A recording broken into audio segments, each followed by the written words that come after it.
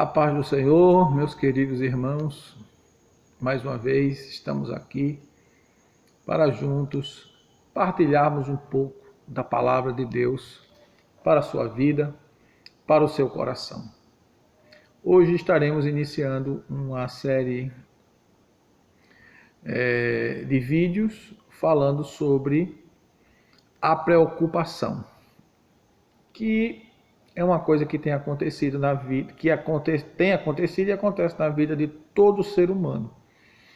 E a palavra de Deus nos ensina a viver sem preocupação ou aprender a viver com a preocupação, colocando ela debaixo da palavra de Deus.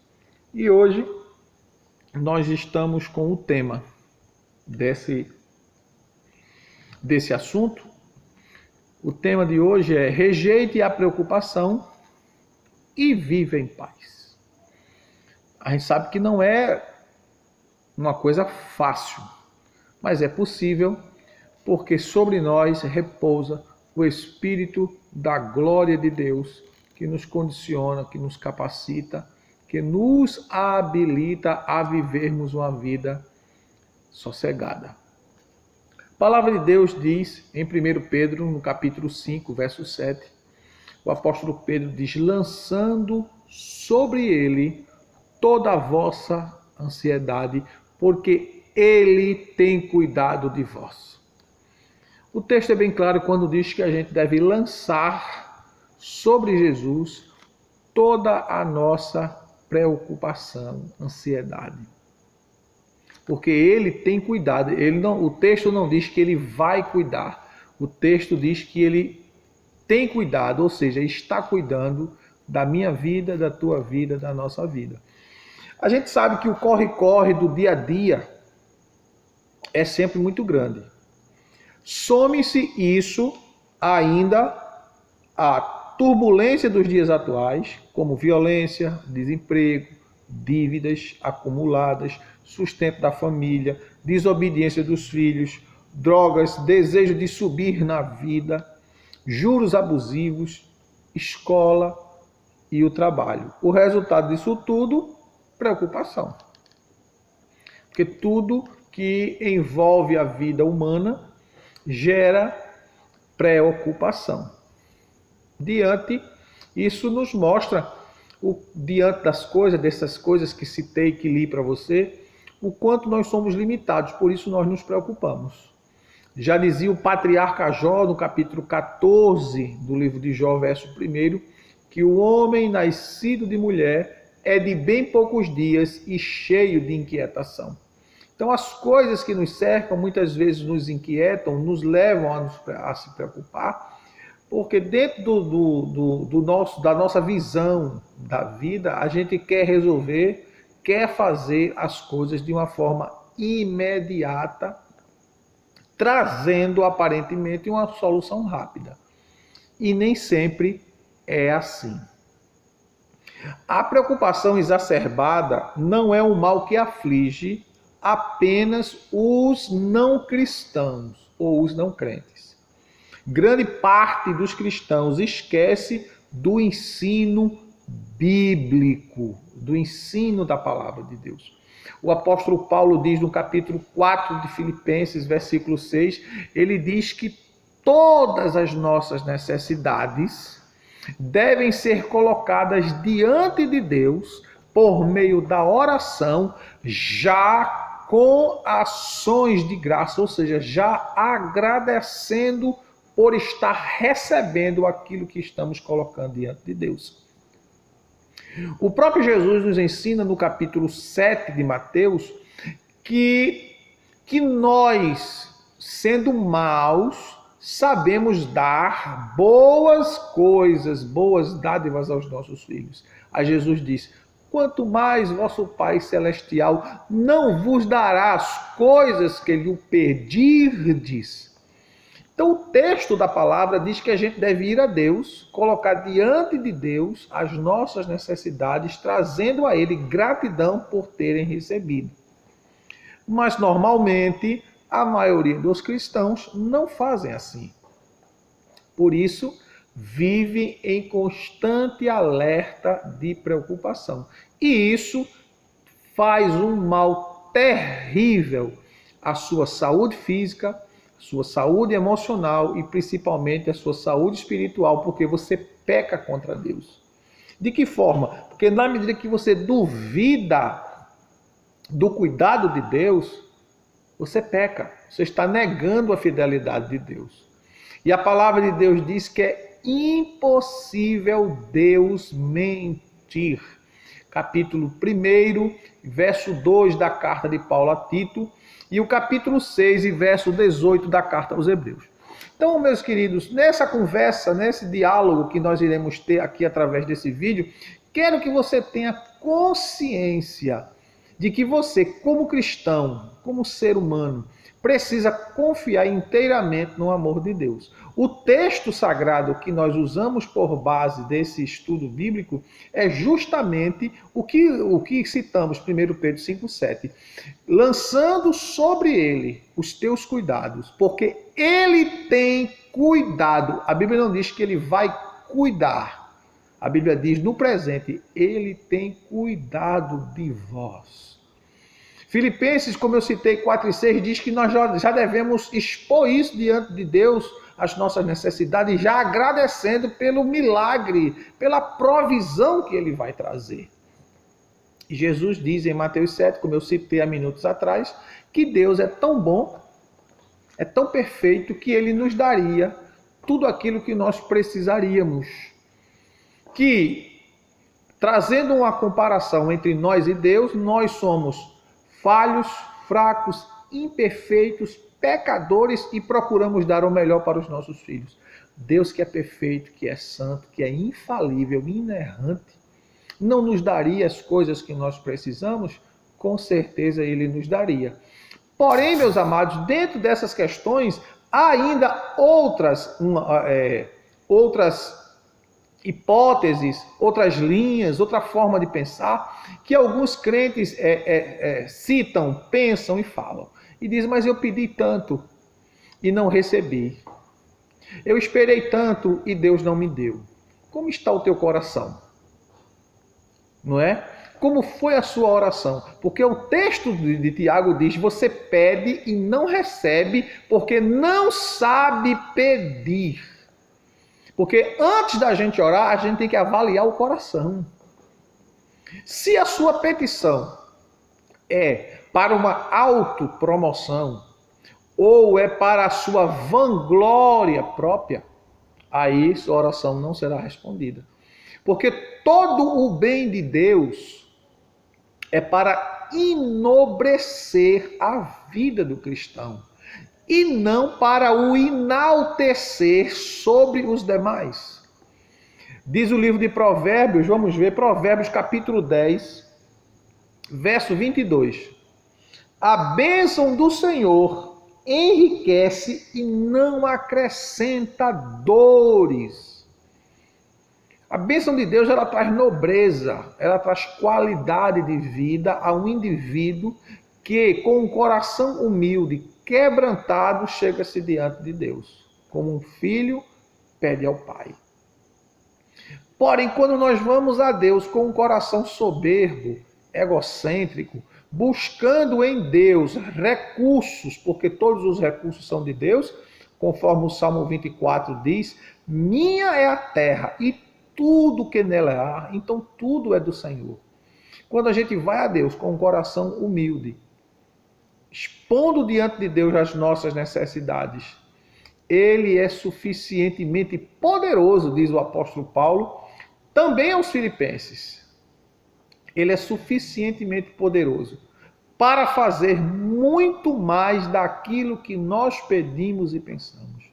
Então Deus, Ele quer e está sempre pronto e disponível para fazer o melhor por nós e para nós.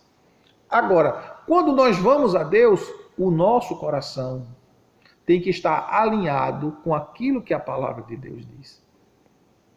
Se não está alinhado, a nossa oração não será respondida, porque ouvir, ele ouve. Agora, responder, aí é outra questão. É tanto que o apóstolo João diz que quando nós oramos, quando formos orar, também devemos incluir isto, segundo a sua vontade. Então Deus sabe o que é melhor para nós.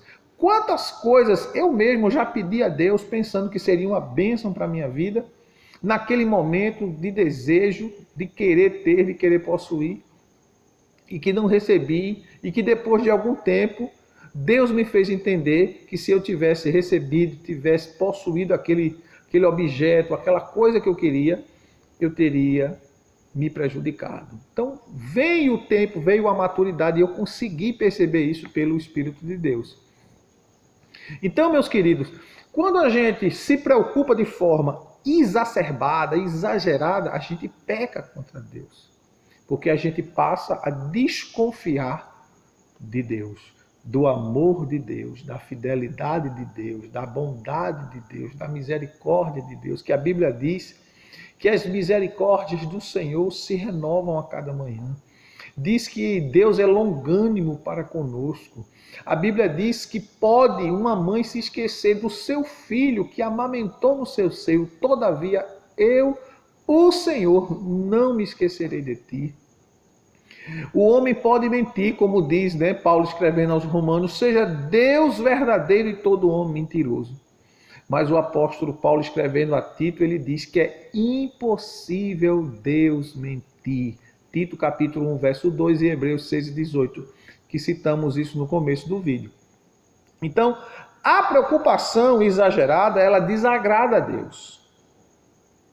Por quê? São muitos os que vivem ansiosos, com a mente ocupada antes do tempo. Pessoas que sofrem com antecipação. Ocupam a mente com coisas negativas antes do tempo. Dominados por uma ideia negativa, fixa, inquieta e sobressaltada. Não conseguem pensar mais em nada a não ser nas suas dificuldades. Pessoas que concentram forças nas circunstâncias da vida.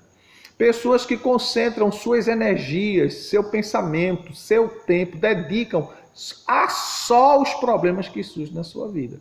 E a palavra de Deus não nos recomenda assim. A palavra de Deus nos ensina que nós devemos colocar tudo aquilo que vem a nós nas mãos de Deus. Você tem feito isso? Você tem colocado? Porque se você fizer, você vai descansar. É tanto que Jesus disse que no mundo tereis aflições, mas tende bom ânimo, porque eu venci. E em João 14, 27, ele diz, tenho-vos dito isso para que em mim tenhas paz. No mundo tereis aflições e tribulações. Tenha paz. João 14, 27 e João 16, 33. Jesus diz, para que você tenha paz. Tenho-vos dito essas coisas para que em mim vocês tenham paz. No mundo tereis aflições. Veja a afirmação de Jesus. Tenham paz diante das aflições. E a gente faz ao contrário. A gente se aflige diante das aflições. A gente fica pior em um estado emocional, muito pior, descontrolado. Muitas vezes perdemos a noção das coisas, falamos o que não devíamos, não é? E trazemos vergonha ao Evangelho, escândalo ao Evangelho, ferimos e machucamos as pessoas por causa das coisas que estão acontecendo. A gente se deixa envolver e aí vem com aquela ideia negativa, aquela inquietude, né? Fica o tempo todo dominado por pensamentos negativos e destruidores. Já se ensinou que para alguém ser livre dos problemas, precisa se definir a natureza do problema que ele enfrenta. Ora, você fica inquieto com as situações adversas que acontecem na sua vida. Mesmo que você fique inquieto, a sua inquietude conseguiu resolver? A sua preocupação diminuiu o problema? Resolveu o problema? Não. Não resolveu, com certeza. Entender que o problema é algo com que se pode com que se pode fazer alguma coisa. Você tem um problema, pode fazer alguma coisa com o problema para solucionar? Faça. Não pode fazer? Descanse. Não tem o que fazer. Se você tem um problema e não tem como enfrentar ele, a melhor forma de se enfrentar um problema aonde você não consegue solucionar é orar, é buscar, é colocar na mão de Deus, porque Deus, ele é o Deus do impossível, do improvável. Quando tudo está fechado, ele abre, porque ele tem a chave de Davi, que ele abre e ninguém fecha, ele fecha e ninguém abre. A chave de Deus dá em todas as portas. Porém, se não pode fazer nada com o problema, com ele, então o problema não é seu. Se você tem um problema e não pode resolver o problema já não é seu. O problema já passa a pertencer a Deus. Por isso que o texto diz, lançando sobre ele toda a sua ansiedade. Por quê? Porque não pertence a você isso aí. Se você tem um problema, repetindo, um problema que você tem condições técnicas de resolver, amém.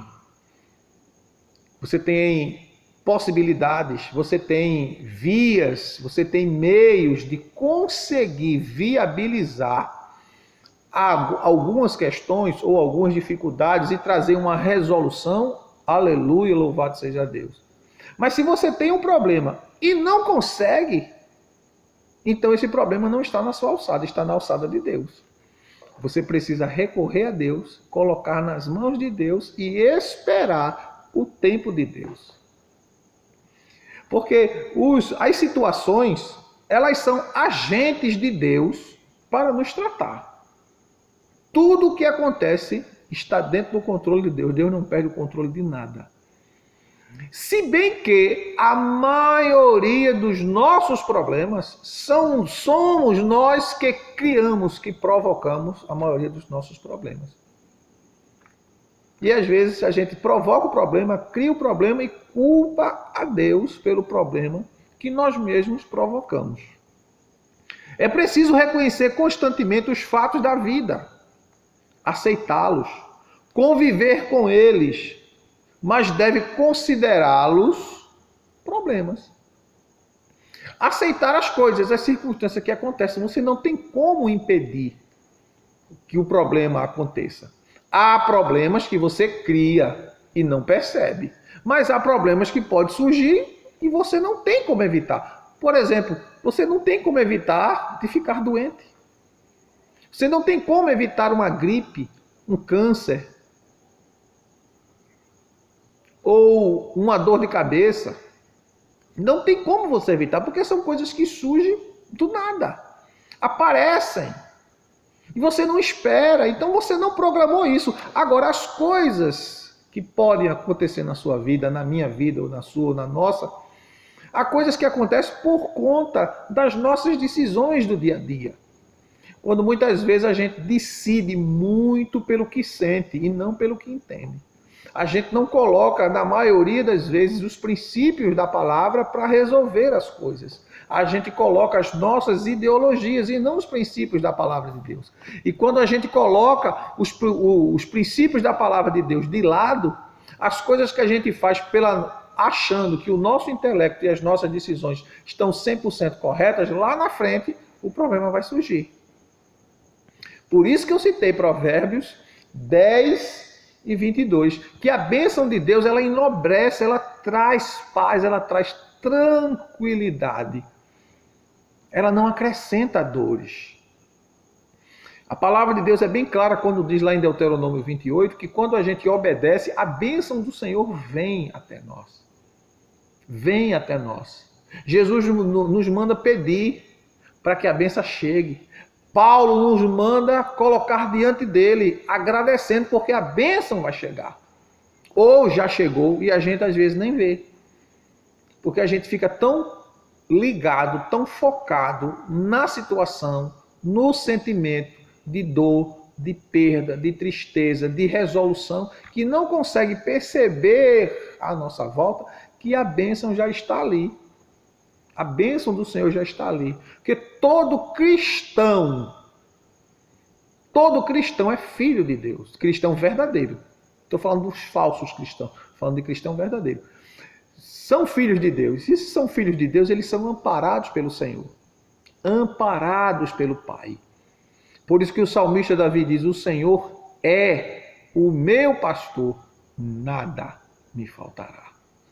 Se Deus é o seu pastor, por que você está tão inquieto, você está tão preocupado, está tão perturbado? Descanse, espere, vivencie a palavra, ore a palavra. É uma oração poderosa, é quando a gente devolve a Deus aquilo que Ele nos deu. Ele nos deu a sua palavra.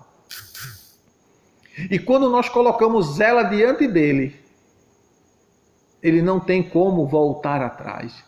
O que é que tu estás vendo, Jeremias? Capítulo 1, verso 12 do livro do profeta Jeremias. Jeremias disse: eu estou vendo uma vara de amendoeira. Ele disse: viste muito bem, porque eu velo pela minha palavra para a cumprir. Então, quando a gente coloca diante de Deus a sua palavra, que está diante de nós, ó Senhor, a tua palavra diz isso sobre mim, a tua palavra diz isso para mim, a tua palavra traz uma promessa assim para mim. Então eu coloco diante de ti, Senhor, para que o Senhor, conforme diz a tua palavra, o Senhor honre a sua palavra. Deus responde de forma imediata, olhando, sondando e vendo o que há no teu coração. Você pode olhar em todos os momentos dos personagens bíblicos, quando eles oraram a Deus, oraram a palavra, e oraram com sinceridade, com integridade no coração, a resposta de Deus foi imediata. Quando Daniel começou a orar,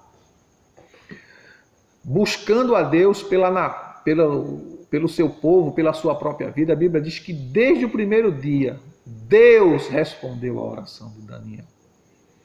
Porém, teve o obstáculo dos demônios que impediam a resposta chegar. Gabriel vinha com a mensagem, mas o príncipe da Pérsia impediu que Gabriel chegasse até Daniel com a mensagem de Deus para ele. Foi necessário Miguel vir para Gabriel descer e trazer a mensagem, mas a resposta de Deus não deixou de chegar. Era para chegar no mesmo dia, passou 21 dias para chegar, mas chegou. Muitas coisas podem acontecer para que a bênção de Deus não chegue até você. Mas se você confiar no poder de Deus, no agir de Deus, nada vai impedir que a bênção, a provisão, o milagre, a cura, a resposta da tua oração chegue até você. Se você crer. Porque nós não andamos, irmãos, diz Paulo no capítulo 5, verso 7 da segunda carta aos Coríntios, nós não andamos por vista, nós andamos por fé. E a Bíblia nos ensina que pela fé, muitos dos nossos irmãos do passado, de um passado recente, venceram reinos, venceram a força do fogo. Da fraqueza eles tiraram força, porque eles confiavam com o coração inteiro na ação, na provisão, na bondade, no amor, no agir de Deus a favor dos seus filhos. A gente tem um exemplo no capítulo 8 de Mateus, quando Jesus descia do monte da oração, de um período de oração, um leproso foi até Jesus pedir a Jesus que o curasse.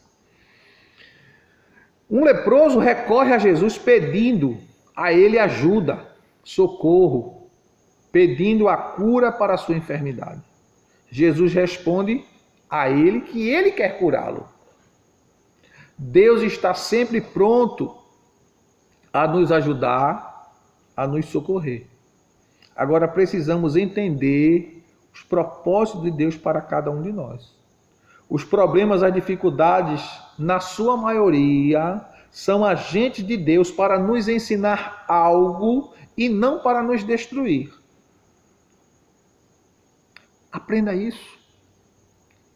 As situações que acontecem são agentes de Deus para nos moldar, para colocar a gente dentro daquilo que Deus quer. E o leproso estava doente. Não, a medicina da época não tinha como tratá-lo, como curá-lo. E ele recorreu a Jesus. E ele disse: Senhor, se tu quiseres, tu pode curar-me. E Jesus disse: eu quero. Fique curado. Então Deus sempre quer o bom, o melhor para nós. O problema é como a gente vai a Ele. Observe que a expressão do leproso está lá em Mateus 8, verso 1 a 3. Ele diz: Senhor, se tu quiseres, tu pode curar. Jesus disse: eu quero. Em outras palavras, o leproso estava dizendo: Senhor, se for da tua vontade me curar, me cure. E naquele momento, Jesus expressou a vontade de Deus na vida daquele homem. E nem sempre as nossas orações serão respondidas da forma que a gente quer. Paulo orou 3 vezes, diz a Bíblia lá em 2 Coríntios 12, e a Bíblia diz que ele orou 1, orou 2, orou 3, pedindo a Deus que removesse dele o espinho na carne. E a resposta de Deus para ela foi: eu já te disse, a minha graça te basta, o meu poder vai se aperfeiçoar nesta situação que você se encontra, Paulo. Eu não vou tirar o espinho na carne, fica com ele aí. Eu vou usar você assim, com esse problema, eu vou usar você com essa dificuldade, eu vou usar você sentindo esta dor, mas eu não vou tirar esse espinho na carne. E Paulo partiu para a glória com o espinho na carne, mas não deixou de servir, não deixou de ser crente, não deixou de pregar, não deixou de orar, não deixou de ensinar, não deixou de escrever as cartas às igrejas, continuou crente. Não é? Daí veio 2 perguntas que eu quero perguntar a você. Quem morreu no deserto? Quando o povo de Israel saiu do Egito. Quem foi que morreu? Todos aqueles que reclamavam, todos aqueles que murmuravam, todos aqueles que o tempo todo não tinham uma palavra de gratidão a Deus. Deus tirou da escravidão, Deus mostrou a ele o seu forte braço, o seu poder, passou com eles no Mar Vermelho. Durante o deserto, o Senhor trazia durante o dia uma coluna de nuvem para o sol não os castigar com o calor. De noite, uma coluna de fogo para eles não morrerem de frio. E ao mesmo tempo para livrar ele dos insetos peçonhentos do deserto. Deus preservou a vida deles. Deus trouxe comida, cordonizes do mar, maná do céu, água saindo da rocha. E o povo só reclamava. E a resposta de Deus para o povo foi: todos esses que reclamam não entrarão na terra prometida. Não entrarão na terra que mana leite e mel. Então, quem morreu? Todos os que reclamavam das situações. Então, tem situações que acontecem que é um treinamento de Deus. Por isso que Paulo diz, na carta aos Tessalonicenses, ele diz: em tudo dai graças, porque esta é a vontade de Deus em Cristo Jesus para convosco. Ele escrevendo aos Romanos, no capítulo 8, verso 28, ele diz: porque todas as coisas cooperam para o bem. Não é para o mal, é para o bem. Até as coisas de ruim que acontece com a gente, ela tem um propósito.